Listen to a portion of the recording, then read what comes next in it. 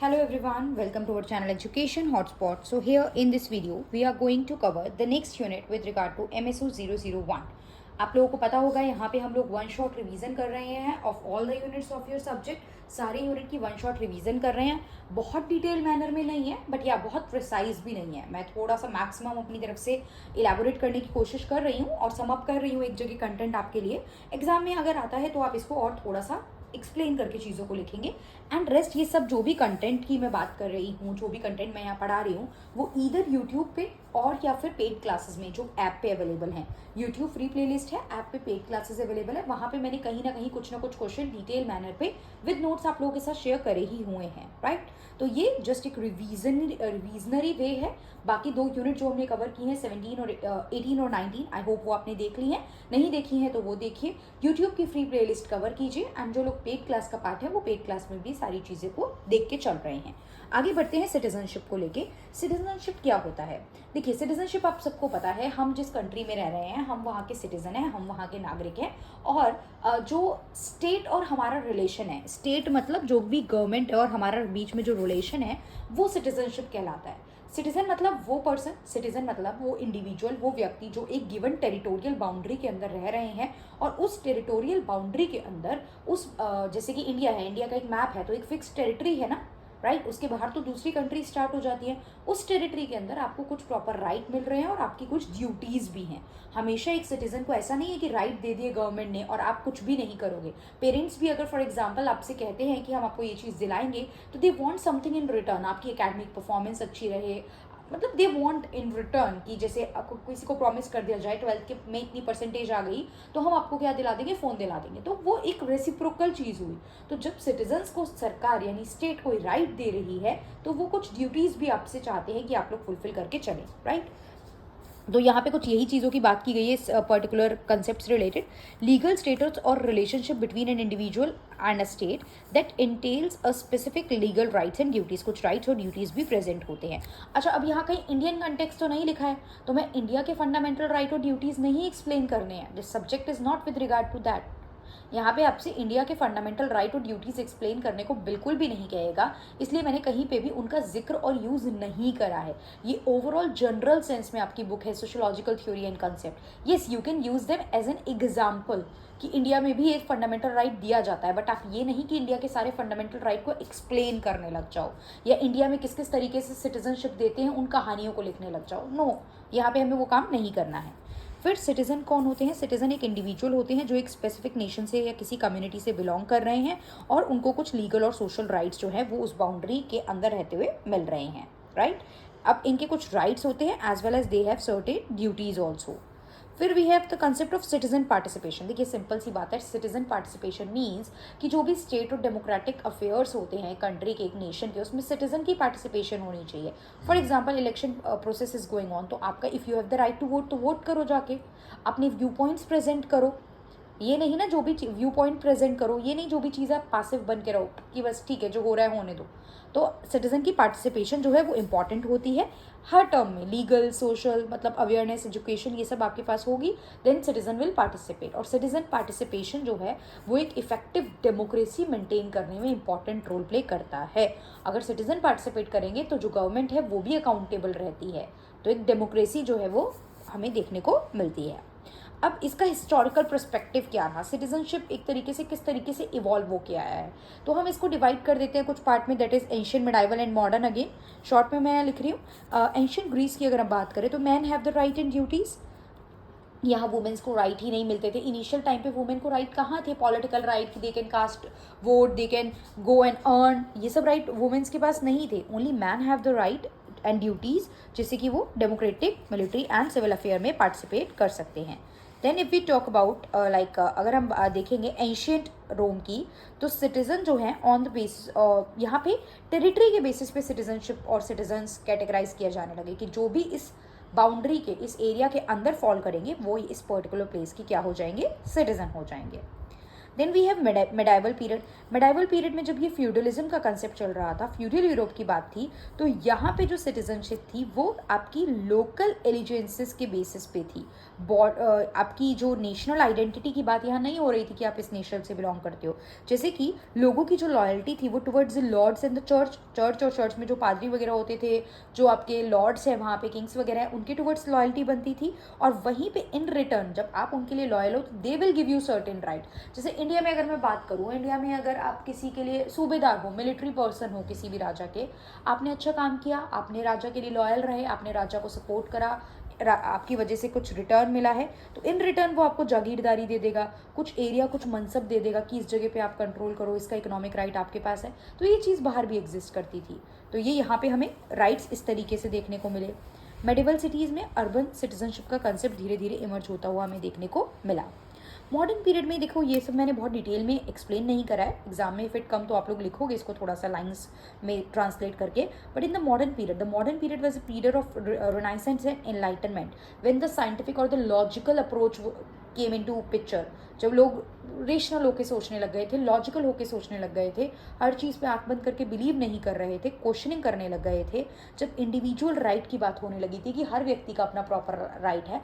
बहुत सारे political thinker, जैसे कि हम बात करें जॉन रोसो और बहुत सारे थिंकर्स आपके मॉन्टेस्क्यू वगैरह, ये सब काम कर रहे थे। तो इंडिविजुअल राइट, लिबर्टी, फ्रेटर्निटी, सबकी बात हो रही थी, rule of law, social contract. तो इस वजह से भी सिटीजनशिप की जो एक तरीके से मीनिंग था और एक्सप्लेनेशन थी वो चेंज होती हुई देखने को मिल रही थी। फिर जैसे जैसे नेशन स्टेट इमर्ज हुए, नेशन स्टेट फॉर्म होने स्टार्ट हुए, यूरोप में जो देखा गया था, सिटीजनशिप जो है वो किसके बेसिस पे मिलने लगी, नेशन के बेसिस पे, राइट। लोकल कम्युनिटी को इग्नोर करके नेशन के बेसिस पे सिटीजनशिप मिलने लगी। अब अमेरिकन एंड फ्रेंच रेवोल्यूशन से भी काफ़ी हद तक नए नए कंसेप्ट जैसे कि liberty, equality and fraternity emerge हुआ। उस वजह से भी आपके कुछ डेमोक्रेटिक प्रिंसिपल देखने को मिल रहे थे और सिटीजनशिप के कंसेप्ट भी चेंज हो रहे थे। Then we have the concept of इसी में आगे देखते हैं अभी हिस्टोरिकल परस्पेक्टिव में। 19th एंड 20th सेंचुरी में वुमेन सफ्रेज की बात होने लगी, सिविल राइट की बात होने लगी। एंड देन एक और टाइम हम देखेंगे when the time was of globalisation और माइग्रेशन। ग्लोबलाइज वर्ल्ड हो गया, बॉर्डरलेस वर्ल्ड हो गया, people are moving from here and there, technology काफ़ी एडवांस हो गई। तो यहाँ पे हम देखते हैं कि बहुत जगह डुअल सिटीजनशिप, ग्लोबल सिटीजनशिप का भी कंसेप्ट है, राइट। अब ये दो वर्ड आप देख रहे हो, तो अब इनको देख लेते हैं। What exactly is global citizenship? Citizenship पे अभी हमने बात की, and global means something which belong to like globally, हर जगह से बिलोंग कर रहा है। तो अब क्या है, ग्लोबलाइजेशन आया जो बहुत सारे कारणों से आया है। इंडस्ट्रियलाइजेशन हो रहा था, टेक्नोलॉजी काफ़ी स्ट्रॉन्ग हो रही थी, प्रिंटिंग प्रेस का आना, जिससे जो लिखा जा रहा था वो काफ़ी दूर दूर तक चीज़ें, नॉलेज, एजुकेशन स्प्रेड हो रही थी। तो बहुत सारी चीज़ें थी जिसमें आपका टेक्नोलॉजी भी एक इंपॉर्टेंट रोल था ग्लोबलाइजेशन आने का। अब ग्लोबलाइजेशन आया तो ग्लोबलाइजेशन के आने से लोगों ने भी एक जगह से दूसरी जगह जाना स्टार्ट किया, बिकॉज आप दूसरी मार्केट को जान रहे हो, आपको वहाँ पे एजुकेशन, आपको वहाँ पे जॉब अपॉर्चुनिटी पता है, तो आप बहुत सारे अलग अलग रीजन से पीपल माइग्रेट कर रहे थे। तो वही है, global citizenship is a sense of belongingness at a global level. ये नहीं कि ये मेरी स्टेट है, ये मेरी कंट्री है, no, we belong to a similar, मतलब एक ही कंट्री से, एक ही पूरे वर्ल्ड से हम बिलोंग कर रहे हैं, ये कंसेप्ट है। और जब आप ये बात ग्लोबल चीज़ को कंसीडर करते हो तो आप अपने इंडिविजुअलिस्टिक से ऊपर हट के एज अ होल बात करते हो, आप मच ब्रॉडर इश्यूज़ पे बात करना स्टार्ट करते हो। जैसे क्लाइमेट चेंज, क्लाइमेट चेंज जो है वो सिर्फ मेरा और आपका इशू नहीं है, वो सिर्फ इंडिया का इशू नहीं है, वो ग्लोबल लेवल पे एक कंसर्न है, राइट।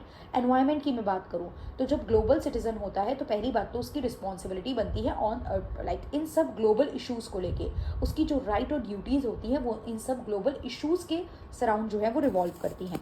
तो यही चीज़ यहाँ पे बताई गई है। जैसे जैसे टेक्नोलॉजी इंक्रीज़ हुई, ट्रांसनेशनल कम्युनिटीज़ बढ़ती हैं और ग्लोबल सिटीजन जनरली जो है वो ग्लोबल इश्यूज़ पे बात करते हैं, जैसे कि ह्यूमन राइट पे, एनवायरमेंट सस्टेनेबिलिटी पे, सोशल जस्टिस पे। और ये आपको जो हमारी उपनिषद वाला विज़न है ना इंडिया का, वसुदेव कुटुंबकम, उसकी तरफ हमें लेके जाता है। वसुदेव कुटुंबकम का मतलब entire world is one family, ये हमारे उपनिषद में मेंशन है वसुदेव कुटुंबकम। ये एक हमारा उपनिषद है, महाउपनिषद। तो महाउपनिषद में ये पॉइंट जो है ये मेंशन है। और रिसेंटली जो G20 हुआ था लास्ट ईयर, तो उसकी ये आपका एक तरीके से थीम भी था वसुदेव कुटुंबकम। Then we have the concept of dual citizenship. Dual citizenship जब एक पर्सन दो जगह की नेशनैलिटी जो है उसके पास होती है। पहली बात, इंडिया के कंटेक्स्ट में बात करूँ तो इंडिया डुअल सिटीजनशिप को अडॉप्ट नहीं करता, इंडिया में सिंगल सिटीजनशिप का कंसेप्ट चलता है। अगर आप इंडिया के सिटीज़न हो तो आप कहीं बाहर के सिटीज़न नहीं बन सकते। अगर आप कहीं बाहर की सिटीज़नशिप लेते हो तो आपकी इंडिया की सिटीज़नशिप कैंसिल हो जाती है, ठीक है। बट अभी अगेन हम इंडियन कंटेक्स्ट में सारी बातें नहीं करेंगे। तो यहाँ पे क्या है, it refers to an individual legal status as a citizen of two different countries simultaneously. ये कंसेप्ट जो है ये एसिमिलेशन के अपोजिट है। एसिमिलेशन तो कहता है एक कल्चर यानी एक पर्सन जो बाहर से गया, ये पर्सन ए है, ये यहाँ से दूसरी कंट्री, ये for example country A country B, ये पर्सन जो है वो ट्रैवल करके यहाँ गया, तो ये पर्सन, तो ये उसकी होम कंट्री है, ये उसकी होस्ट कंट्री है। तो वो जो पर्सन है पी, ये होस्ट कंट्री में जाके एसिमुलेट हो जाएगा। ये बात करते हैं आपके एसिमुलेशन का कंसेप्ट। लेकिन यहाँ पे हम कह रहे हैं नहीं, वो दोनों जगह की सिटीजनशिप रखेगा। अब दोनों जगह की सिटीजनशिप रखने में उसे दोनों जगह की rights and duties, economic process, social cultural aspect, ये सब फॉलो करने पड़ेंगे। तो समटाइम इट कैन, वो बेनिफिट भी दोनों जगह के ले पाएगा, ये पॉजिटिव पॉइंट है।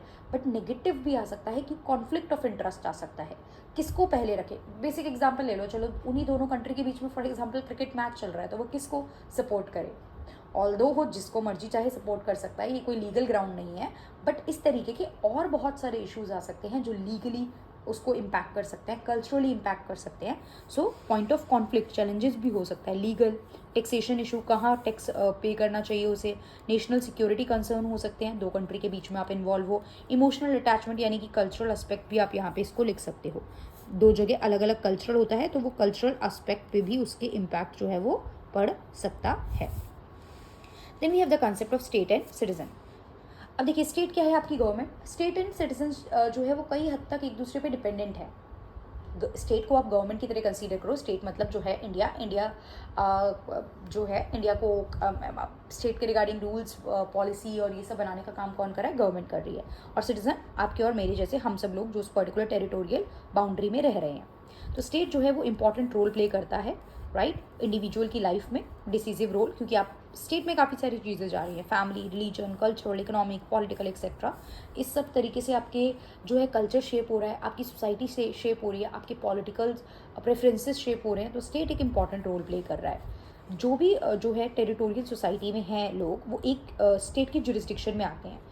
अगर हम इंडिया में रह रहे हैं और कोई लॉ आ गया तो that belong to all of us, वो हम सबके लिए बिलोंग, हम सबसे बिलोंग करेगा, हम सब पे अप्लाई होगा एंड हम सबको उसको मानना पड़ेगा, right. In the relationship of a state they are known as citizen. और जो भी वहाँ पे वो पर्सन रह रहे हैं वो सब क्या कहलाते हैं, वो सब सिटीजन कहलाते हैं। अब स्टेट किस तरीके से इन्फ्लुएंस करता है, डेमोक्रेटिक रिप्रेजेंटेशन, राइट। स्टेट जो है वो डेमोक्रेटिक सिटीजन को रिप्रेजेंट कर रहा है, डेमोक्रेसी ग्रांट कर रहा है। और सिटीजन कैन से कि मैं इस डेमोक्रेसी यानी इस डेमोक्रेटिक नेशन से बिलोंग करता हूँ। कल्चरल आइडेंटिटी, स्टेट की जो भी, स्टेट का जो भी कल्चर है जिस तरीके का आपके स्टेट का, तो वो चीज़ सिटीजन में भी रिफ्लेक्ट होती है। ग्लोबल लेवल पे सिटीजन की इमेज भी उसी तरीके से बनती है।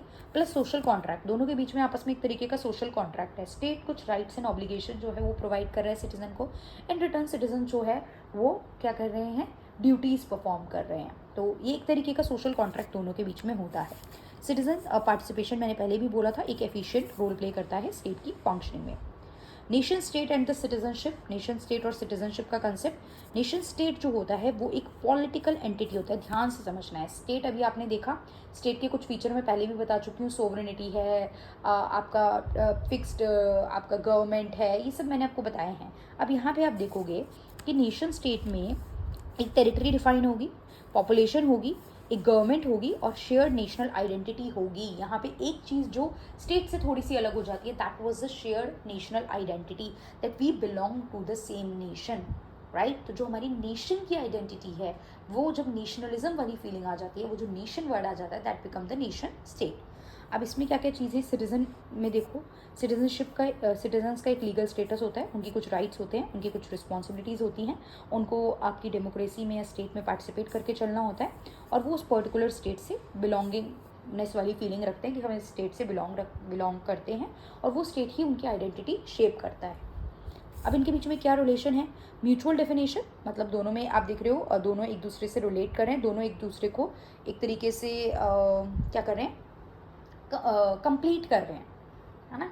फिर rights and obligation, citizen have certain right, और सिटीजन के भी कुछ राइट और ऑब्लिगेशन होते हैं, सिमिलरली स्टेट्स के भी अपने कुछ राइट्स एंड ऑब्लिगेशन होते हैं। आइडेंटिटी एंड यूनिटी, सिटीजन्स को आइडेंटिटी और यूनिटी आइडेंटिटी मिलती है स्टेट से, और इन रिटर्न स्टेट में यूनिटी बनी रहती है। Governance and participation, citizen participate करके चलेंगे तो इफेक्टिव डेमोक्रेसी रहेगी और स्टेट प्रॉपर गवर्निंग करके चलेंगे। अब rights and duties, again rights and duties तो हम सारे नहीं लिखेंगे ना, क्योंकि इंडिया के कंटेक्स्ट में पूछ ही नहीं रहा है, बट यहाँ पे आप नाम लिख सकते हैं। हैरोल्ड जे लास्की ने क्या करा कि हर स्टेट जो है, every state is known by the rights that it maintain, her state अपने राइट से जो है जाना जा रहा है, जो राइट वो सिटीजन को दे रहा है कि वो क्या उसके ऑब्जेक्टिव है। जैसे हमारे भी कॉन्स्टिट्यूशन के प्रियम्बल में लिखा है ना, we are sovereign socialist secular democratic republic, तो उसमें हमारे सारे ऑब्जेक्टिव दिख रहे हैं। तो यही है कि हर स्टेट जो है, जो वो राइट मेंटेन करके चल रहा है, उससे जाना जाता है। सिटीजन की भी कुछ ऑब्लिगेशन होती हैं और स्टेट की भी होती हैं, वाइस वर्सा। राइट जो हैं वो ड्यूटीज़ के साथ आते हैं। अच्छा, मैं शॉर्ट में मैंने मेन लाइन लिख दी है, अब एग्जाम में मैं अगर लिखने को आता है तो आप लोग डिटेल में एक्सप्लेन करेंगे। बाकी जो पेड क्लासेस और यूट्यूब पे कंटेंट है, वहाँ से आप लोग सब मर्ज करके अपने अकॉर्डिंग एक आंसर रेडी कर सकते हैं, राइट। कोई कन्फ्यूजन होगी तो I am always here, you can comment and ask your doubt. अब कुछ basic fundamental right and duties होते हैं जो that need to be fulfil. क्या क्या राइट है वो हम यहाँ नहीं लिख रहे हैं, बस बेसिक फंडामेंटल राइट होते हैं। राइट टू, जैसे लाइफ है, डिग्निफाइड लाइफ है, ये सब चीज़ें, फ्रीडम है, लिबर्टी है, इक्वालिटी है, ये सब बेसिक राइट है जो मिलने चाहिए। एंड इन रिटर्न सिटीजन को भी रिस्पेक्ट फॉर द नेशन के लिए रिस्पेक्ट, नेशन से जुड़ी जो नेशन की आइडेंटिटी वाली चीज़ें होती हैं, जैसे किसी कंट्री का नेशनल फ्लैग है, एंथम है, उन सब की भी रिस्पेक्ट सिटीजन को इन रिटर्न करके चलनी चाहिए। Then what is civil society? देखिए, सिविल सोसाइटी क्या होता है, ये एक ना वॉलंटियरी ऑर्गेनाइजेशन है, मतलब ये लोग अपनी मर्जी से बना रहे हैं, कोई इम्पोज नहीं कर रहा है। For example, all of you are the MA student, master student. अब इग्नू की तरफ से फॉर एग्जांपल बार बार नेग्लिजेंस हो, पेपर गड़बड़ हो रही हो, पेपर टाइम पे नहीं हो रहा, रिजल्ट गलत आ रहा है, तो आप सब मिलकर एक यूनियन बना लेंगे और इग्नू को मेल लिखेंगे, प्रेशर डालेंगे, ट्वीट करेंगे कि वो अपना डिसीजन दे। जैसे अभी नीट स्कैम चल रहा है रिसेंटली, तो जब लोगों ने ट्वीट करा, कंप्लेन रेज करी, तो NTA को रिप्लाई बैक करना पड़ा ना। तो ये सब सिविल सोसाइटी का पार्ट है। आप एक ग्रुप फॉर्म कर रहे हो, आप एक एसोसिएशन बना रहे हो, सो दैट आप दूसरे के डिसीजन को, यानी जो पावर में है, स्टेट है, गवर्नमेंट है, ऑर्गेनाइजेशन है, इंस्टीट्यूशन है, उसके डिसीजन को आप इन्फ्लुएंस कर सको। तो ये होती है सिविल सोसाइटी। सिविल मतलब हम नॉर्मल लोग मिलकर ग्रुप बना रहे हैं, राइट। तो it is a voluntary organisation, association and institution that exist independently of the state and the market. Government नहीं है ये, और ना ही ये मार्केट इकोनॉमिक एक्सचेंज की बात कर रहे हैं, राइट। अच्छा, अब ये चीज़ हो सकता है पेड क्लासेस में भी कवर हो और यूट्यूब पे भी हो ये चीज़, तो आप वहाँ का कंटेंट देख चुके होंगे, नहीं देखा तो देख लेना, उससे मर्ज करके भी आप इसको पढ़ के प्रिपेयर कर सकते हो।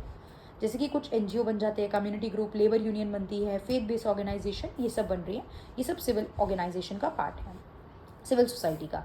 अब ये डेमोक्रेसी प्रमोट करते हैं, सोशल कोहेजन बनाए रखते हैं, शांति सारी चीज़ें हों, शांति बनी रहे, सब लोग अपनी बात रख रहे हैं, सब लोग अपने पॉइंट्स प्रेजेंट कर रहे हैं, सब लोग अपनी कंप्लेंट्स रख रहे हैं, उनको एड्रेस किया जा रहा है। एंड सिविक एंगेजमेंट, मतलब जो नॉर्मल पीपल हैं वो लोग भी यहाँ पे पार्टिसिपेट करके चल रहे हैं चीज़ों में। अब कार्ल मार्क्स क्या कहते हैं सिविल सोसाइटी के बारे में? ये कहते हैं कि ये वही कार्ल मार्क्स की तो वही बात है ना कि इकोनॉमिक बेस की बात करते हैं कि एक ग्रुप है जो एक्सप्लॉइट कर रहा है और दूसरा ग्रुप जो है वो एक्सप्लॉइट हो रहा है, यानी कैपिटलिस्ट और वर्किंग क्लास। अब आपकी ग्रामेस्की क्या बोलते हैं? ग्रामेस्की कहते हैं कि civil society is where consent to the dominant class leadership is manufactured, मतलब डोमिनेंट क्लास रूल कर रही है, डोमिनेंट क्लास का जो इंटरेस्ट है वो बाकी सब पे इम्पोज किया जा रहा है ना। फिर हमारा जो कंसेप्ट आता है वो आता है आपका मल्टीकल्चरलिज्म एंड सिटीजनशिप का। अब मल्टीकल्चरलिज्म एंड सिटीजनशिप जो है दैट इज़ अपने आप में अगर मैं बोलूँ कि मल्टीकल्चरलिज्म एंड सिटीजनशिप का जो कंसेप्ट है, ये मल्टीकल्चरलिज्म मैंने डिटेल में बहुत बार अलग अलग जगह कराया है। ग्लोबलाइज वर्ल्ड हो गया है, टेक्नोलॉजी बहुत ज़्यादा हो गई है, माइग्रेशन बहुत ज़्यादा हो रहा है, इससे कल्चरल एक्सचेंज हो रहा है, कल्चरल हाइब्रिडाइजेशन हो रहा है, कल्चरल एक्सचेंज हो रहा है लोगों के बीच में। तो मल्टीकल्चरलिज्म भी कई बार सिटीजनशिप, डुअल सिटीजनशिप और ग्लोबल सिटीजनशिप के कंसेप्ट को इवॉल्व करता है। क्लियर? सो आई होप ये यूनिट आप लोगों को समझ में आई होगी। I will post this video, मतलब लेट एट नाइट ये वीडियो आएगी। आई थिंक आप लोग नेक्स्ट डे इस वीडियो को देख पाएंगे, जो भी रहेगा। बट या ठीक है, जब जैसे टाइम मिल रहा है, आई एम ट्राइंग कि देखिए नोट्स भी पहले से बने हुए नहीं हैं, नोट्स बने हो तो झट झट वीडियो बन जाती हैं, नोट्स बने होते तो वीडियोस तो डेली दिन की 10 आ जाती, बट ये है कि कंटेंट भी रेडी करना पड़ रहा है, शॉर्ट और प्रिसाइज भी रहे, और अब देख रहे हो कि इतना भी शॉर्ट नहीं है, तो इतने कंटेंट में थोड़ा टाइम तो लगता है, दैट्स वाई थोड़ा टाइम लग रहा है। बाकी देखिए कंटेंट अवेलेबल है पब्लिक डोमेन पे और प्राइवेट डोमेन यानी पेड क्लासेस में भी, आप लोग वहाँ से भी देखेंगे तो काफ़ी चीज़ें कवर हो जाएंगी। These are just the additional video जिससे कि और एक्स्ट्रा आप लोगों की हेल्प हो सके। Okay, so that's all for this video. See you in the next video with the next unit. Thank you everyone.